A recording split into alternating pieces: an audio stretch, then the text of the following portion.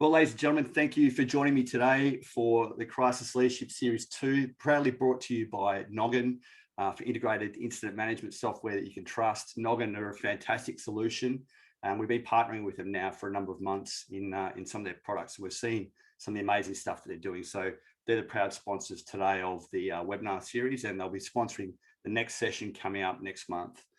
Today is the second session where we're going to be talking about Preempt, and in particular, how black swans are bullshit. And I want to talk to you about that because I think that black swans can sometimes be used as a bit of an excuse for a lack of preparedness or a lack of planning. And I think that sometimes becomes or manifests itself in situations where organizations are then confronted by a crisis which they could have averted. And so today I want us to build on what we did for the first session around purpose. I want to talk to you a bit about how purpose then leads into the objective or the mission that you're setting in a crisis situation. And importantly, how purpose drives your planning and your preempting of any situation that might emerge. Now, a quick introduction for myself. I'm a crisis advisor, facilitator and trainer.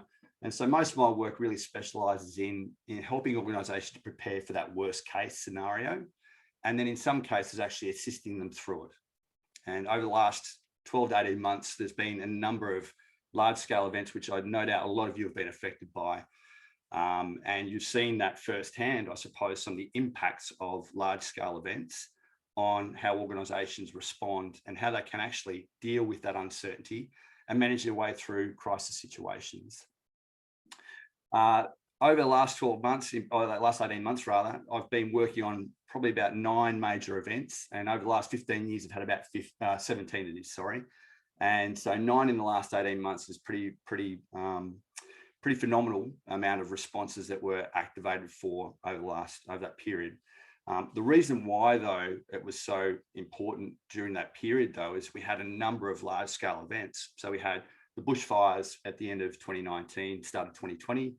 Had COVID obviously kicking off overseas, a number of events here in Australia, which a number of you have been involved in, including cyber attacks, 2 global cyber attacks, obviously COVID again here, IT outages, and then a product recall and a cyclone as well thrown in there for good measure.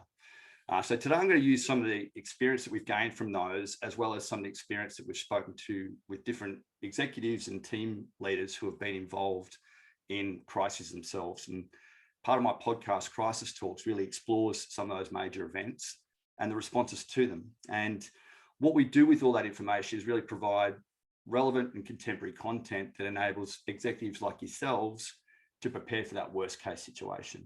So ideally, you're not going to be confronted by the unforeseeable or the black swan. You're going to be well prepared to be able to preempt and respond. Some of the bit of a reflection, I suppose, on the last podcast, the last webinar rather. You remember I spoke about the Simon Sinek Golden Circle and how often organizations talk about what they're doing in a response or what their impact is in a response versus why it's important to them. So, and important about how they set their objective in a crisis response. So we really flipped that model on its head and start to look at, what the type of situations that might occur, how they might affect you, and why it was important to protect yourself against them.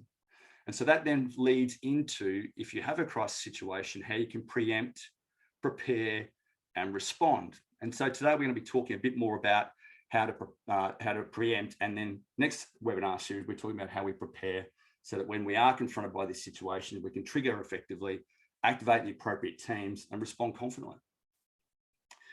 Now, you remember if you were privy to that last one, you remember that I used that quote here, which when the impossible happens, purpose makes anything possible.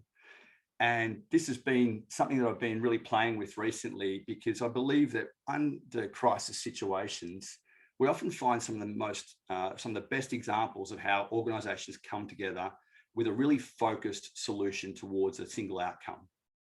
So crisis situations often take away a lot of the extra noise that might exist normally in our business as usual, and enable us to really focus very closely onto what the problem may be in order to get to a quick resolution and minimize the impact on your stakeholders, your customers, and ultimately your reputation.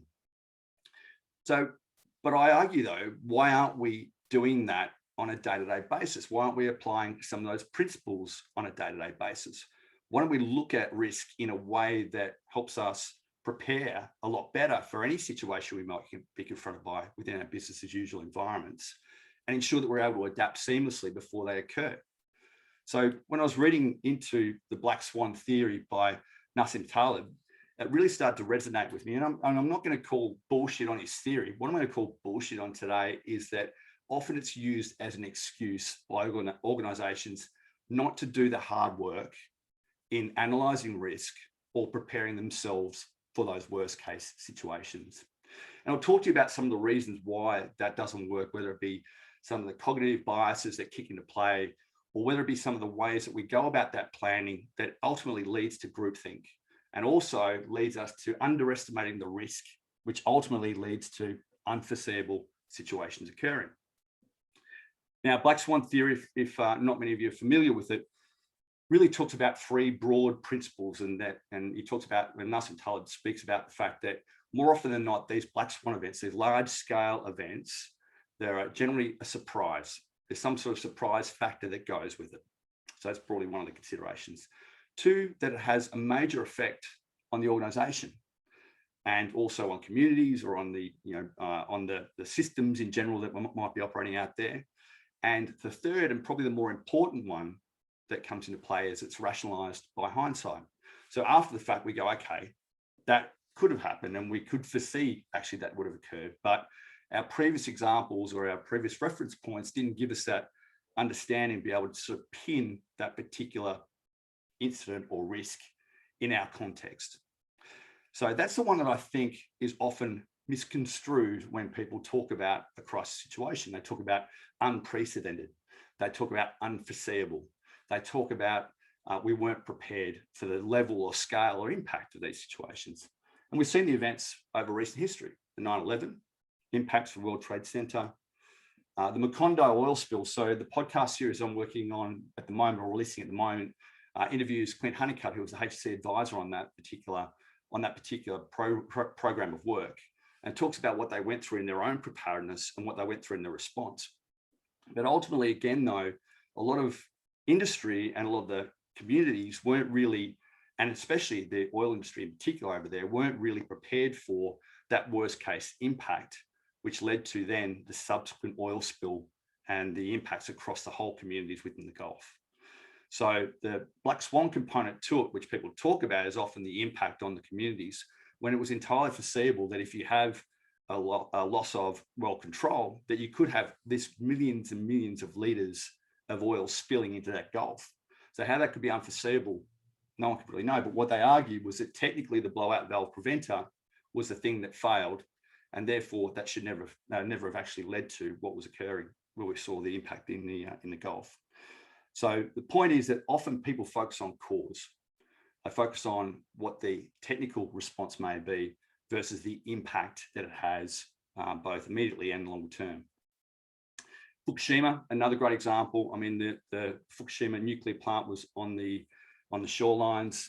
There was an earthquake, which obviously affected offshore, led to a tsunami, which we also saw the devastating effects on, and subsequently led to the incident that occurred at the Fukushima nuclear plant.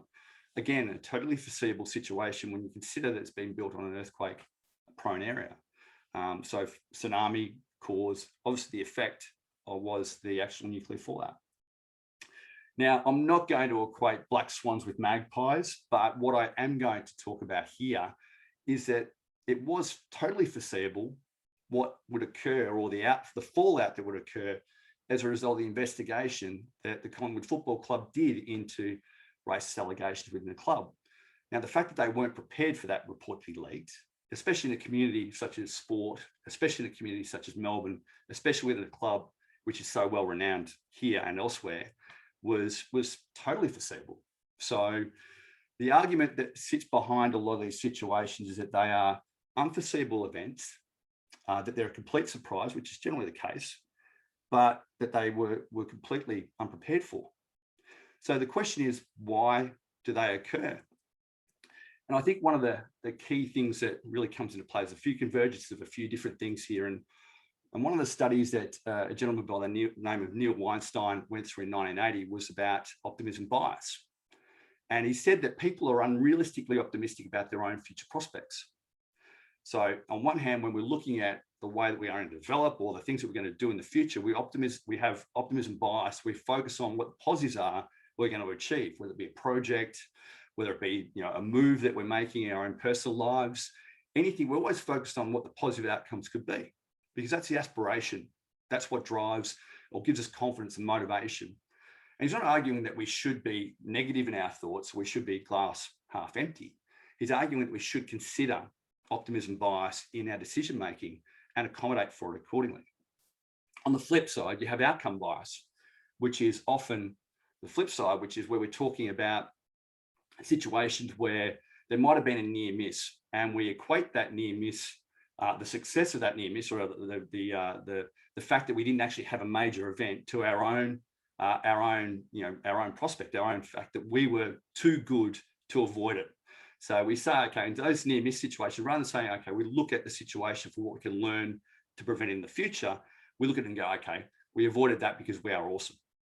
So outcome bias is one of those other things that come together as part of a planning situation when you're looking at risk generally. And then accordingly, we look at groupthink. And groupthink is probably one of the more dangerous situations that you'll get in an organization, because it goes to the core of the culture, the core of the why of the organization. And if you haven't got the appropriate balances in place when you're going through your planning for any situation, you're going to avoid situations by groupthink altogether. We're not going to look at things that might be a failure, because failure in our circumstances, often within a business, means that we have failed ourselves. And that's why it's often a lot easier for organizations to look at operational risks. So the physical things that can go wrong and how we're going to respond and prepare for those sorts of things, versus the systemic issues that could really align to the cultural impacts or things that we're doing ourselves, which we haven't controlled or addressed through our own values and behavior. And last, and probably the most challenging thing for a lot of organizations, when they sit down to go through it, you'll have a group or a room that will come together to go through a planning session for a crisis analysis or scenario analysis, whatever it may be. They'll sit down and you'll have the doctrinaire in the room will say, well, we need to think about this. We need to think about planes falling into businesses and then planes landing on buildings, et cetera, et cetera. And everyone just goes, okay, throws their hands up in the air, goes, okay, this is too big. We're boiling the ocean. So the challenge around planning and preempting any crisis situation is to ensure that we've got the right team together to work through these particular situations. We've got the trust between the team, and we have an integrated planning approach that really looks at these risks from both a positive and a negative perspective, considers what the issues may be, looks at the systemic challenges that might be presented by them, and importantly, takes a long, hard look at the way you're going about it. And that's where we start back with Simon Sinek and starting with why. So the purpose, again, why we're coming together, and the compliance component might be one aspect, but the assurance needs to be really the outcome that we're looking for. So it's not just about what we're doing to prevent these things from occurring or how we're going about responding to these situations. Why? It's the purpose behind why we have compliance and assurance programs. So we're doing it just to tick the box, or we're doing it to actually really explore and find ways that we can embrace failure so we can adapt to any situation proactively and with confidence. So it changes the whole dynamic around the way we're embracing risk. And it becomes less about the cause and more about effect. So it's less about the cause of the situation or what's caused the incident to occur. It's more about the effect that it's creating on you, on your people, on your organization, on the environment around you, and also your stakeholders. And so a good way to start to address these situations is actually to flip that model on its head and look at the environmental as the what's. So what's the environmental situation you're dealing with at the moment? What's the natural environment, the geographic separation? What are the risks that exist that are environmental that might occur or might impact you? What are the other considerations around the wider market stakeholder impacts? And what are the wider issues that exist within society that might have an effect on your organization.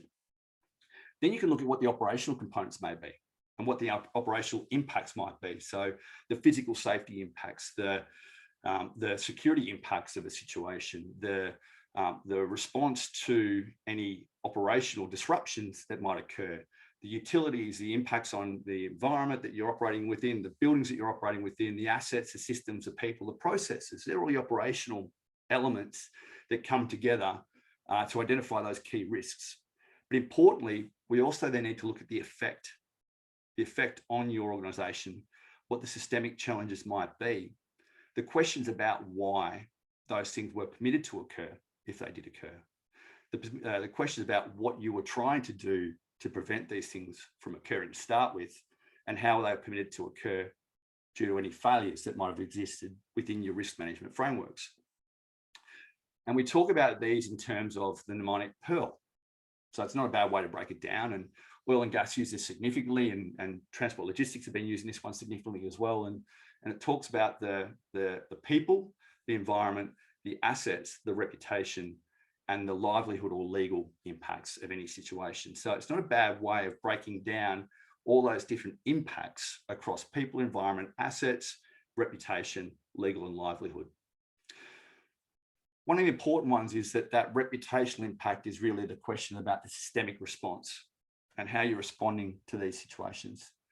And if you're not prepared and not appropriately aware of your environment, then the question should be, why not?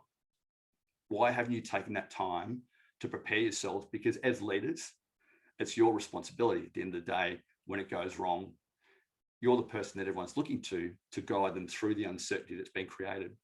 And what you've created essentially with any crisis situation, any major incident that occurs within an organization, is really a question about trust. So can you be trusted to continue with that customer? Can you be trusted to restart operations in a safe way so that other employees won't be affected by whatever it is you've had? And importantly, what's the impact on your reputation widely across your whole stakeholder base? So part of a way to look at that is actually defining what your best case is for each of these situations, what a most likely case scenario might look like, and then what the worst case could be.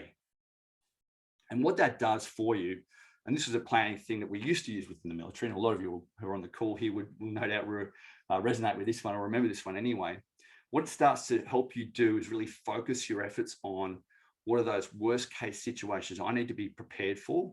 How do I go about preempting any of those? What are the triggers that I need to look for in the environment to make sure or to identify when things are starting to go that way? And how can I then take proactive measures to preempt and activate a scalable response to deal with that emerging threat? So that worst case planning is one of the things that often is avoided most within an organization because they don't want to admit failure. They don't want to admit that their IT systems could fail. They don't want to admit that there's been a systemic issue that's led to these cultural issues that we've had within the business and within the communities. So often those things are the ones that are hardest ones to interpret. Now I want to use a bit of a case study, a live one right now. So we've also got Cyclone Saroja off the northwest coast. There's two major cyclones looking to merge together. And I think the reports so far are indicating that as they bump together or change direction, it can make it quite, probably the most likely scenario is it's going to be moving around a fair bit, but it's not going to really increase the intensity of it. So that's probably one of the more, better case scenarios is it does that, but doesn't have a wide impact. So if we looked at that though, if you're an operation up on the northwest coast of Australia at the moment, then you're probably looking at things, okay, the best case is there's probably limited cyclone damage defined to localized areas, okay? From a people perspective, you might say, well, okay, we're going to have to disruption to people. We're going to need to move people to safety beforehand, etc. From an environmental impact, it's going to be quite low. Asset impact, probably minimal damage, etc., etc. So we do tie down procedures, we evacuate where necessary, and we monitor the progress of the storms as it evolves. So that's the best case, okay? Most likely case is that there's probably going to be some level of storm damage. There's going to be flood damage because there often is after a cyclone or a major event. There's obviously the rain depressions that follow.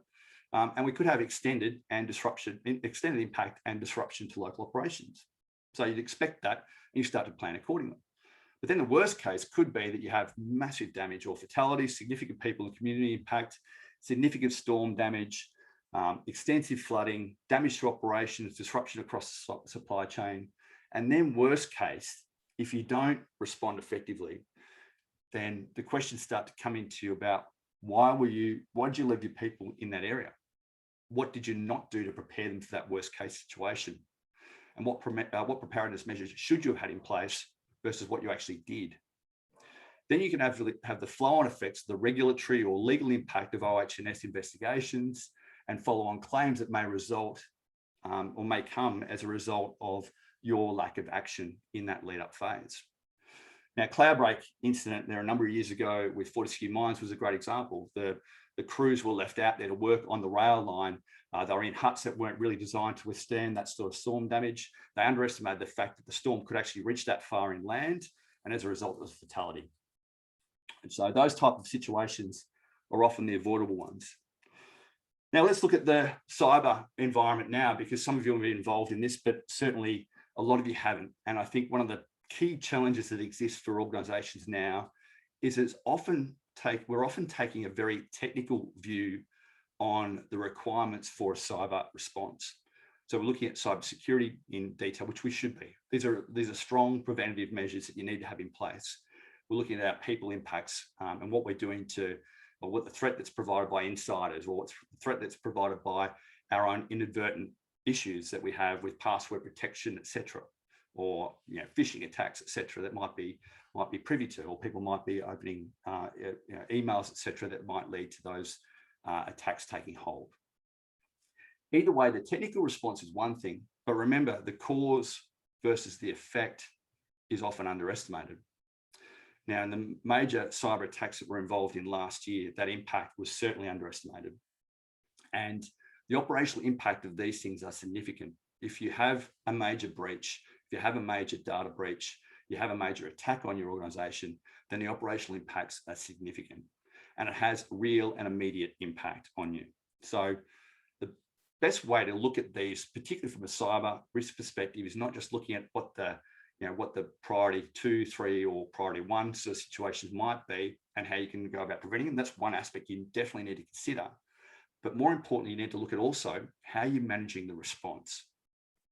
And when you're dealing with a complete 0 hour, a complete blackout event, which is your worst case, then you're having immediate operational impact. There's potential flow-on effect to your safety of and well-being of your operations, particularly if you've got operations and vehicles out there as part of logistics or supply chain, or whether you're operating in the mining sector. Some of those instances, they have remote operating vehicles, etc., in and operating around mines and around other people who are operating normal vehicles. So the considerations are far-reaching and immediate. And so the ability for an organization to be able to activate quickly, respond and contain a situation is really the responsibility of your cybersecurity, your IT services teams, and your CIO. Those guys are the ones who understand the network, the architecture, and infrastructure better than anyone else. But the impact on the operations is where the business really needs to take its part and play its part in a response.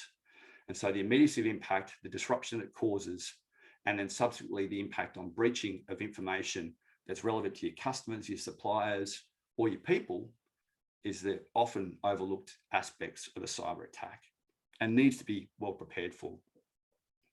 So worst case planning doesn't just consider 1 or 2 scenarios of a system being lost. It considers the whole impact.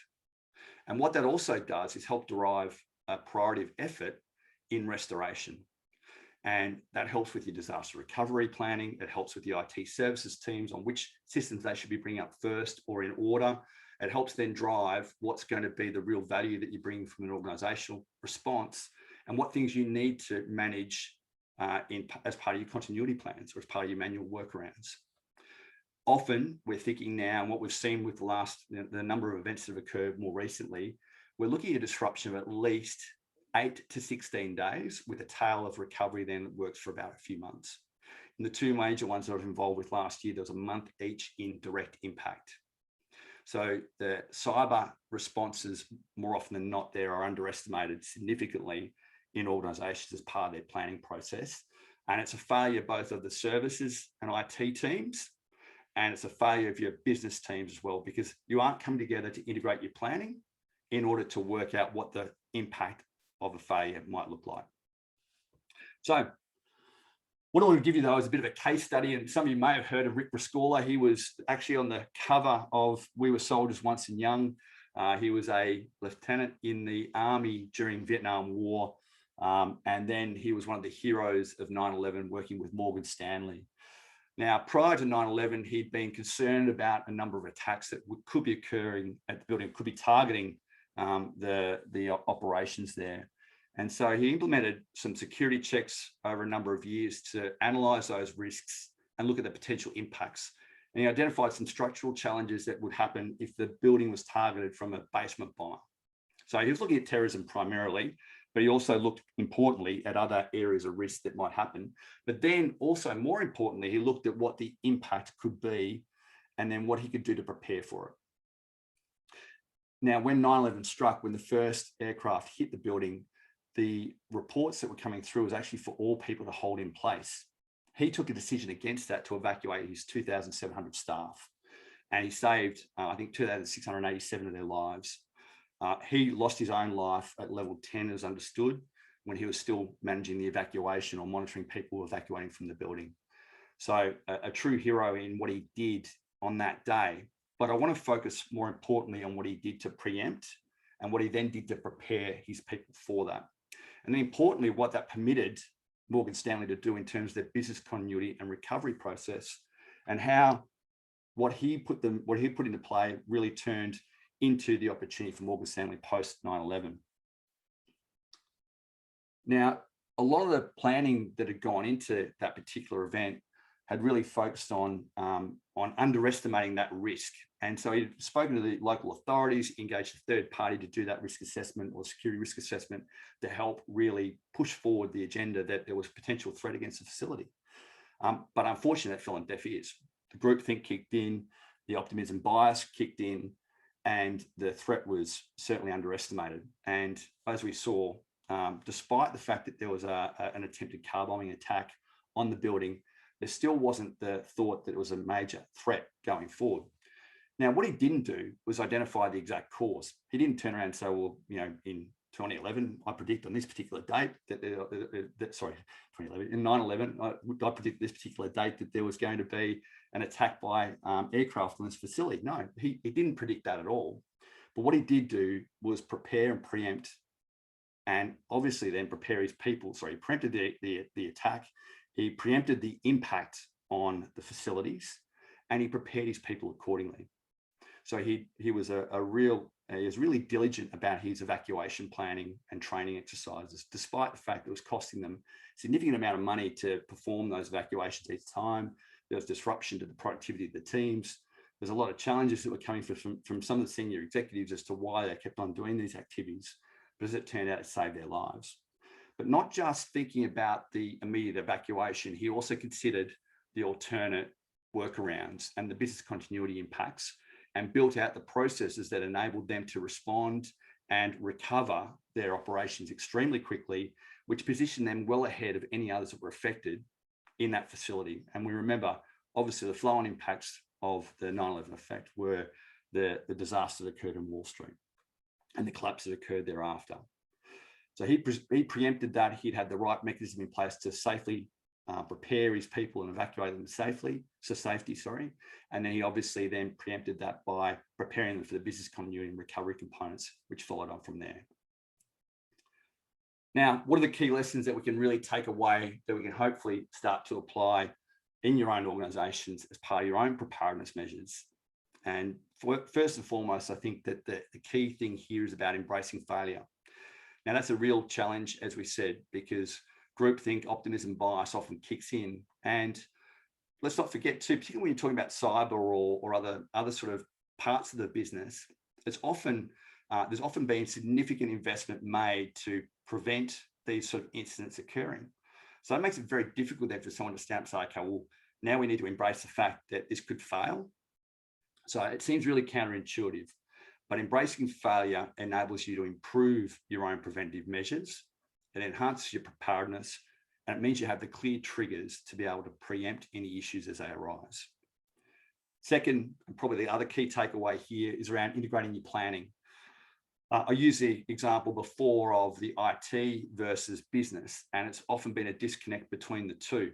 And that breakdown has led to the fact that disaster recovery planning is often happening in isolation from the business impact analysis.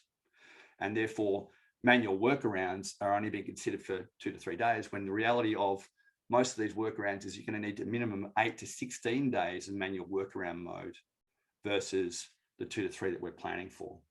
So bringing that together ensures that you get then an integrated view on whatever the risks may be. You all understand and working off the same shared music, and you all can identify what the triggers are for activation of the appropriate response, continuity, disaster recovery, restoration teams, and communication teams as part of your crisis response. And that comes into identifying those triggers. So together you can look at the triggers that are going to lead to an escalation of an emerging threat. You can identify the things that are really your vulnerabilities that you need to be on the lookout for, and you need to be monitoring really closely to ensure that if it starts to hit a trigger level that's going to hit your threshold, then you're starting to bring in the right resources behind you to support you through a response. And you're proactively looking for these things. You're doing your horizon scanning and monitoring the situations before they get out of hand.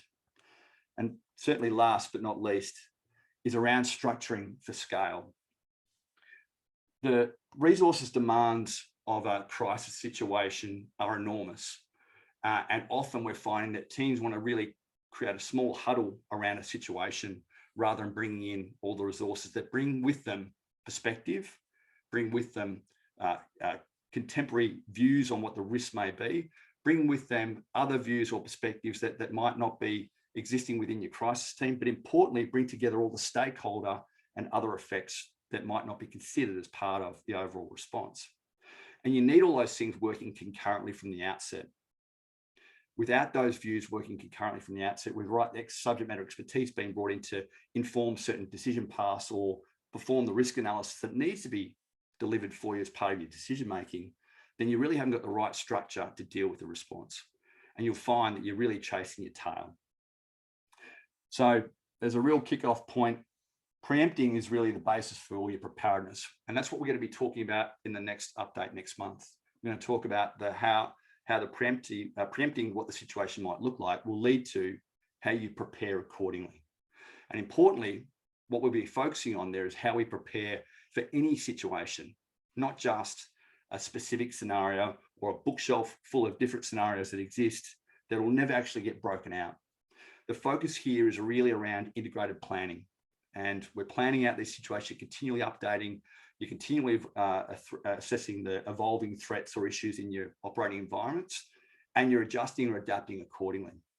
So if you're on that left of boom side where you're pre-incident, if you are really assured, prepared, and you have a common operating model in mind, then on the right-hand side, you're going to be trusted, empowered, and engaged when it goes off. And you're going to collaborate better. You're going to be more proactive, and you're going to adapt to the emerging situation. But a lot of that comes down to the trust that you build now and the trust that you build before the situation arises. So today, some of the resources that we've got available to you, and thank you for joining in today. Some of these resources, firstly, as an exclusive offer as part of the webinar sponsorship, Noggin have offered access to their COVID-19 module. It's a great module to give you an understanding about how the system can work and can be tailored to your own operational needs and crisis management needs. So it brings together a number of different solutions from a safety, security, emergency and crisis management perspective, and also incorporates your business continuity planning into the one suite of services. So it's a phenomenal system and a phenomenal team behind it, and being well used across emergency services here in Australia and across a number of organisations in the critical infrastructure, mining, oil and gas, and those sort of spaces as well. So I recommend getting on board if you can and taking up that offer, which is exclusive to the webinar series. We'll send you a copy of this as well. But this one here is one other that I'm interested in, and one of you online have already been part of this, but we've built out these principles of resilience, and they really do, I think, start to bring together a way an organisation can view themselves in an objective way and start to look at the way that they're preparing themselves for any of these situations. And it brings together all those different elements we consider at Left of Boom part of the way that you can best prepare and react and adapt to any uncertainty you may be confronted by. So there's a survey that I've got there. I'll send a link to you all as well as part of this as a follow-on from the webinar today. And that will give you access into that. And I implore you to go through that. If you like, we can go through the results. If you don't want to, then we'll send the results through to you regardless, and look forward to any follow-up questions that might exist from there. That really concludes today, and really the other resources that we've got available for you are the next webinar, which is actually on the 7th of May. We're going to be talking about preparing hard and how you go about preparedness in the appropriate way, so that you're ready for any situation that might occur within your organization. And you've obviously got also the other resources there, which is the podcast at Crisis Talks. The next one's about to drop next week, which is the second episode in the Macondo oil spill response. And I've got other resources on the website if you'd like to go there as well.